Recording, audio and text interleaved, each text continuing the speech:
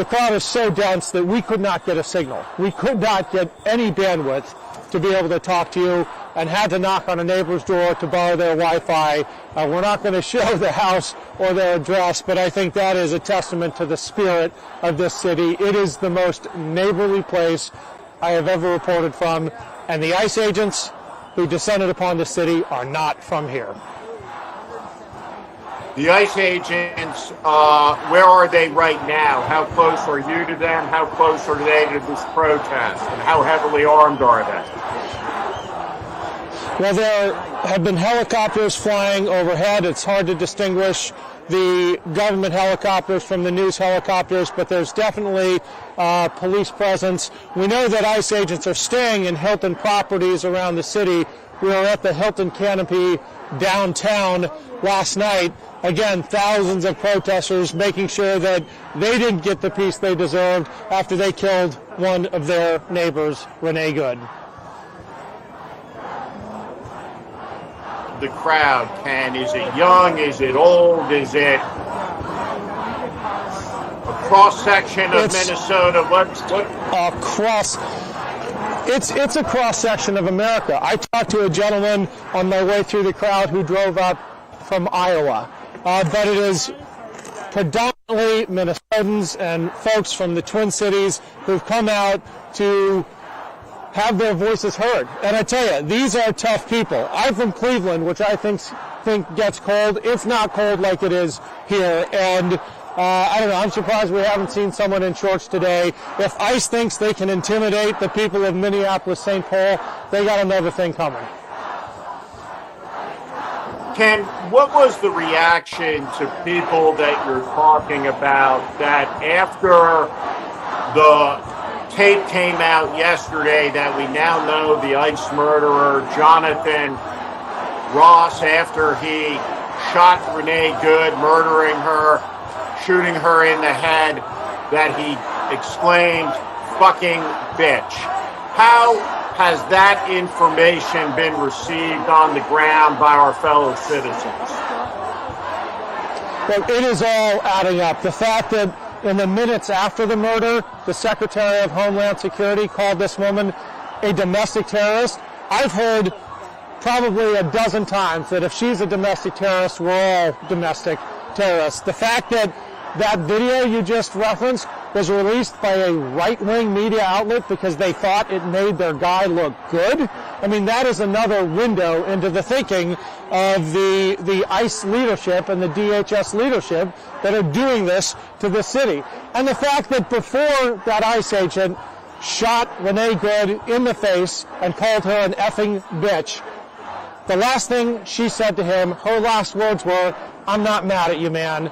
You know, that's the other thing that I think needs to be said about this crowd. There is resolve.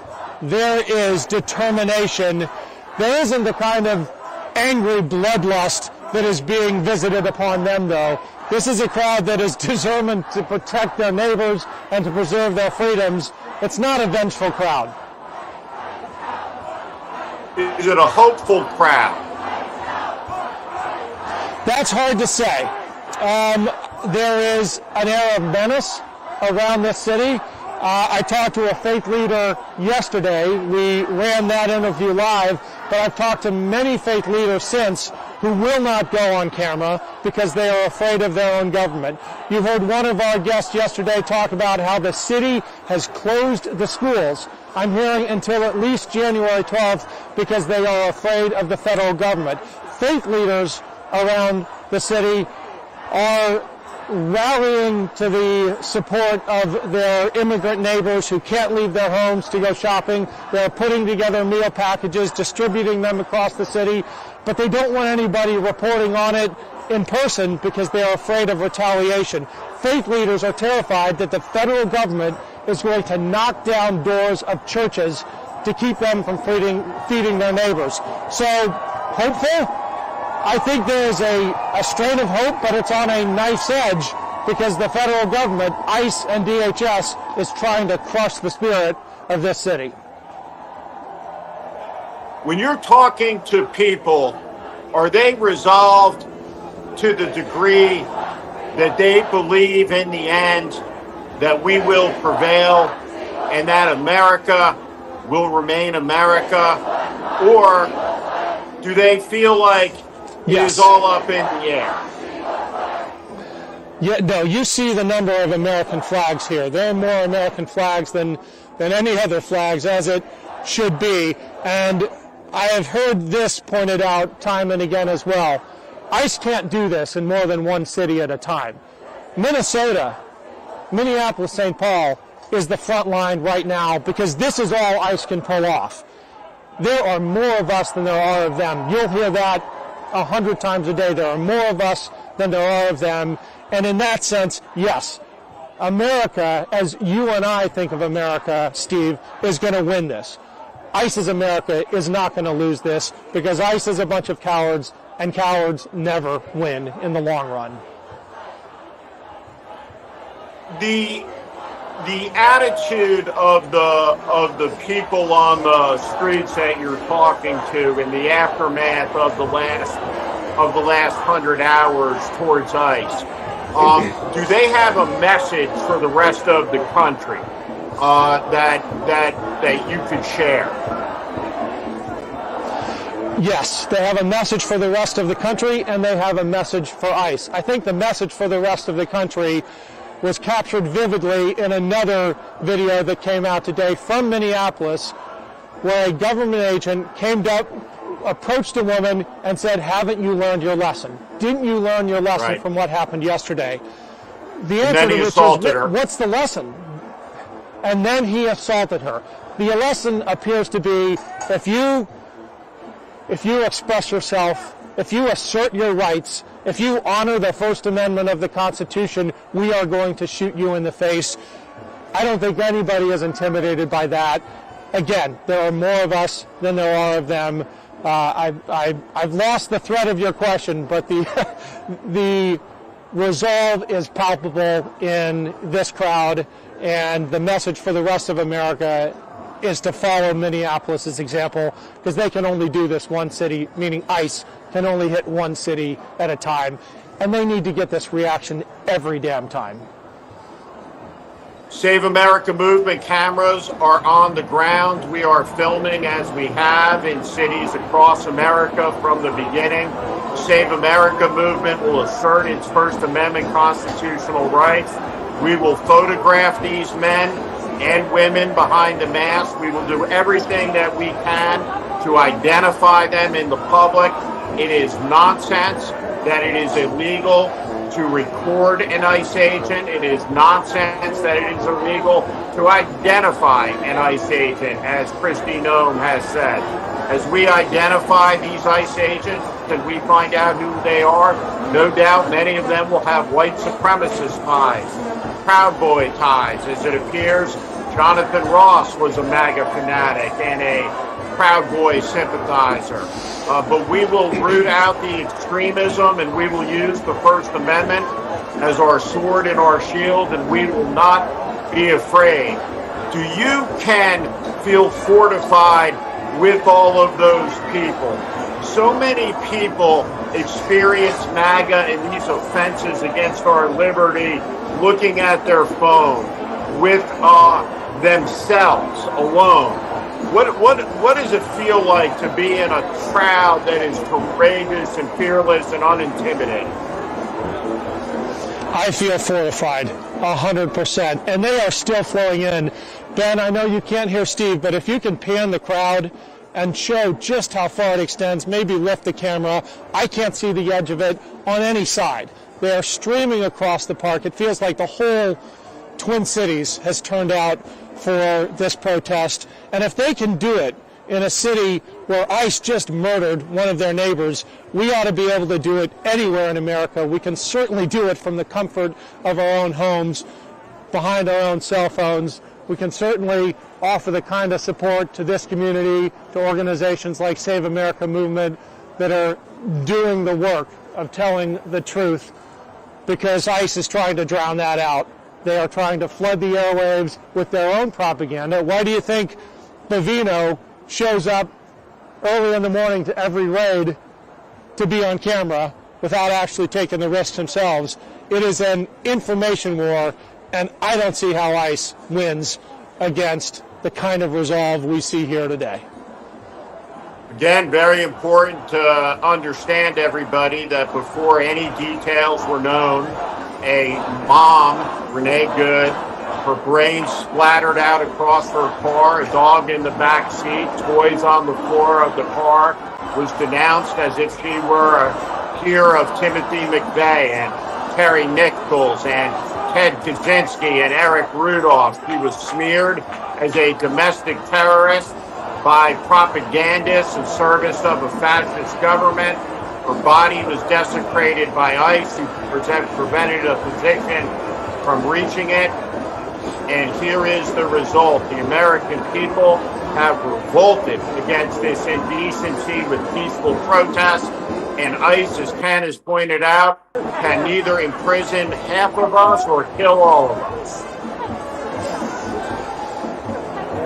That's right, Steve. And I think this is going to spread. It feels like a tipping point. It feels like a spark. And one more observation, and I have hesitated to make this, but I can't escape it.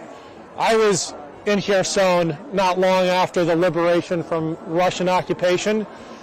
I felt some of that same undercurrent of fear because they would come knocking, the Russian intelligence services would come knocking on doors in the middle of the night to disappear people. But the people of Kherson rose up and they drove out the Russians. And the parallel isn't perfect, but I think the spirit of Kherson, I think I might have one of the patches from one of the units I embedded with.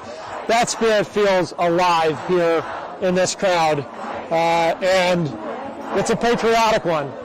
That's the ultimate message. When you see the number of American flags, it is a patriotic one. These people love their country more than any ICE agent can possibly fathom. I think it's really important for people to understand who are watching this that it is Minnesota that saved the United States of America at a moment in time where the United States came within 60 seconds of being defeated by the Confederate States at Gettysburg. There was a New York congressman named Dan Sickles, an incompetent, who was most famous for shooting his wife's, shooting his mistress's husband in the head. And his was the first insanity defense in the United States. And he wound up commanding a division and put his division in the wrong place. Thousands of Alabama troops were streaming towards the Union line, and what would have happened is if they breached it, is they would have taken the high ground and there would have been nothing between the Capitol building in Washington and the Confederate Army. A man named William Scott Hancock rode down the line and he asked the question, "What unit is this?" They replied, "The 1st Minnesota." A few hundred men fixed bayonets and charged against thousands of Confederates. It remains through this hour the highest casualty action in the history of the United States military, 84% wounded. But the 1st Minnesota saved the nation. And what's happening in Minnesota today is restorative to the soul of America after tragedy. Indeed, America is being saved by the patriots of Minnesota. And today, there are thousands of protests now taking place across the country against the murder, against the insanity of Donald Trump saying that he is only constrained by his morality. The American people will not stand for it, and we're seeing it live behind Ken Harbaugh right now. Ken, before I let you go, before I let you go, I just want to open the floor to any observations, any final witness that you have to what's going on that you'd like to share.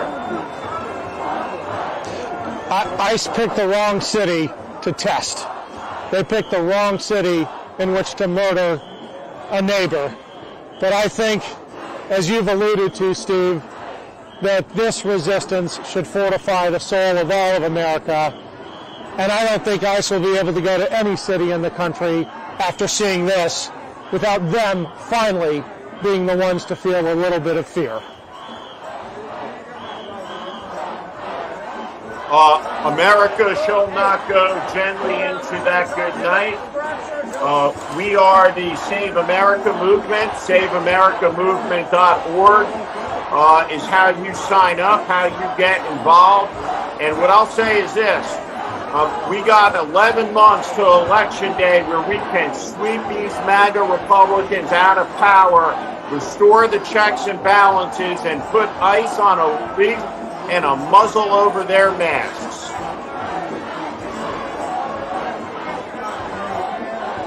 Thank you, Steve. Ken? Then as we fade off, can you get a shot of the crowd?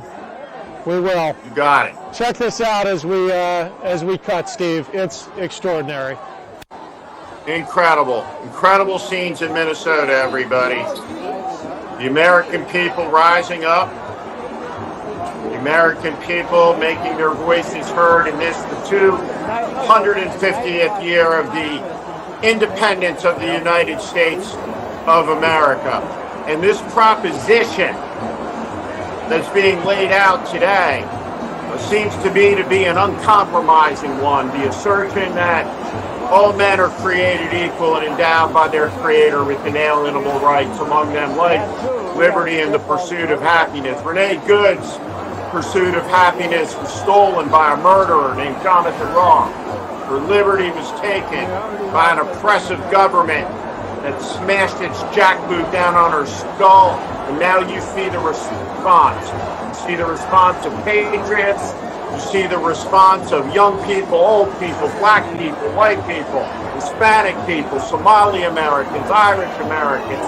The great mosaic, the great melting pot come together in defense of liberty. There have only ever been, my friends, 700 million Americans. Half of us who have ever been are alive right now. And this generation of Americans will not let our inheritance be stolen. We will not. Everybody, thank you for joining. Get involved, get engaged, stay in the fight. Follow Ken Harbaugh, follow the Save America movement, get engaged. Good afternoon. Thank you, Steve.